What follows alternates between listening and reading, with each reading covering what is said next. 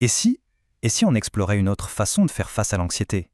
Une approche vraiment différente, tout en douceur, silencieuse. Une méthode qui n'utilise pas les mots, mais plutôt ce langage que tout le monde comprend, celui des couleurs. C'est une phrase qui résonne, n'est-ce pas? Elle dit quelque chose que beaucoup de gens ressentent intimement. L'anxiété, ce n'est pas toujours le grand orage bruyant. Non, parfois c'est juste un poids. Un poids qui s'installe tout doucement sans faire de bruit et qui petit à petit prend toute la place à l'intérieur. Alors voilà la question qui va nous guider. Et si c'était possible? Possible de l'apaiser, cette anxiété, mais sans les mots, juste avec des couleurs. C'est une invitation en fait. Une invitation à explorer un autre chemin, pour calmer cette agitation qu'on peut sentir à l'intérieur. Un chemin plus instinctif. Alors la première étape, c'est d'abord de reconnaître son arrivée. Comprendre comment l'anxiété se manifeste, comment elle nous parle, parce que souvent elle le fait bien avant que notre esprit ait le temps de trouver les mots pour la décrire. Et ces signaux, ils sont souvent très concrets. C'est le corps qui se crispe, là dans les épaules ou la mâchoire. C'est la respiration qui devient plus courte, presque saccadée. Et puis, il y a le mental qui n'arrête pas, qui anticipe tout le temps. C'est une expérience que beaucoup de gens partagent. Ces sensations sont familières.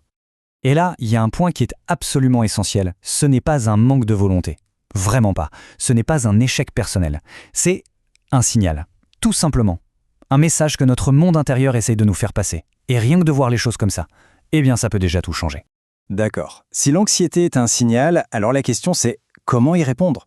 Et c'est là justement que les couleurs entrent en scène. On peut les voir comme un chemin direct, une sorte de ligne directe avec nos émotions, nos ressentis. L'idée centrale ici, c'est ce qu'on appelle la résonance émotionnelle. Qu'est-ce que ça veut dire? Eh bien, ça veut dire qu'il ne s'agit pas de penser à la couleur, de l'analyser, non. L'idée, c'est de la ressentir, de la laisser entrer en contact avec ce qui se passe à l'intérieur, là, maintenant. C'est un dialogue, mais un dialogue sans mots. Bon, tout ça c'est bien beau, mais en pratique, comment on fait? C'est ça la question. Et la beauté de cette approche, c'est qu'elle est d'une simplicité désarmante. Allons-y, voyons comment commencer ce petit rituel. Alors, c'est un rituel tout simple, en 3 étapes.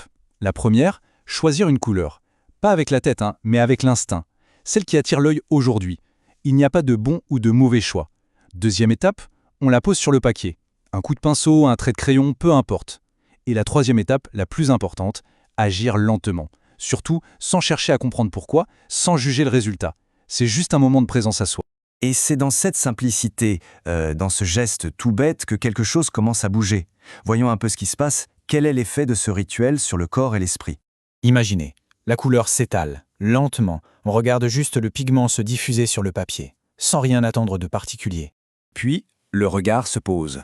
Il se fixe sur cette tache de couleur. Et l'attention, qui partait dans tous les sens, qui était complètement éparpillée, trouve enfin un point d'ancrage, un endroit où se reposer.